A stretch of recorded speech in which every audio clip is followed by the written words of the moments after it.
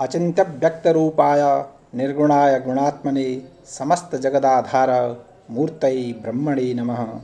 गुरुर्ब्रह्मा गुरुर्विष्णु गुरुर्देवो महेश्वर गुरु साक्षात् परब्रह्म तस्मै श्री गुरवे नमः।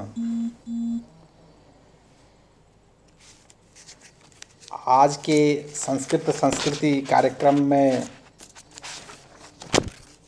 एक व्याख्यान जो होना था, कुछ तकनीकी कारणों के कारण, तकनीकी गड़बड़ी के कारण वह व्याख्यान नहीं हो पा रहा है।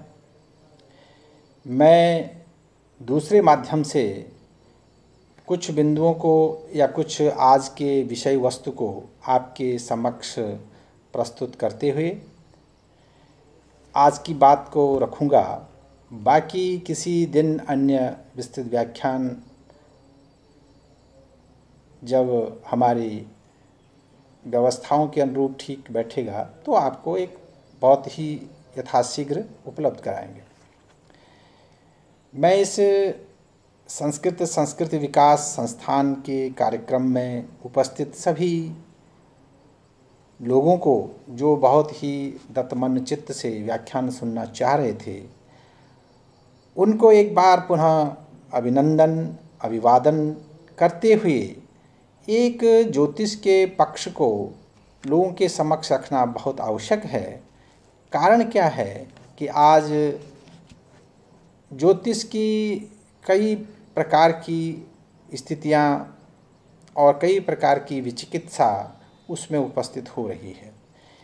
ये बहुत ही धन्यवाद के पात्र विशेष करके संस्कृत विकास संस्थान है कि इन्होंने एक ऐसे विषय का चयन किया और उस विषय का चयन करके इन्होंने मेरे से संपर्क किया। विषय है ज्योतिष शास्त्र का वैज्ञानिक विश्लेषण। दिक्कत कहाँ होती है कि ज्योतिष शास्त्र का वैज्ञानिक विश्लेषण करना थोड़ा कभी हंसी भी आती है। हंसी इसलिए आती है कि कभी क्या हम विज्ञान का वैज्ञानिक विश्लेषण करने की बात करते हैं? नहीं करते हैं।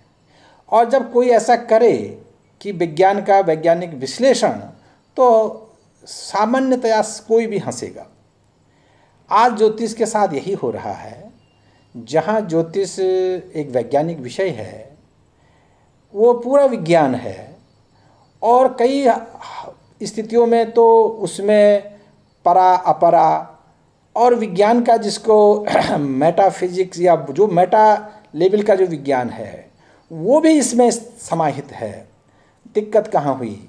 दिक्कत हुई कि हमारी जो ज्ञान की परंपरा रही, हमारे ज्ञान की जो एक धारा थी, वह ज्ञान की धारा और वो परंपरा बीच में अवरुद्ध हो गई। उसके अवरुद्ध होने से हम अपने को भूल गए।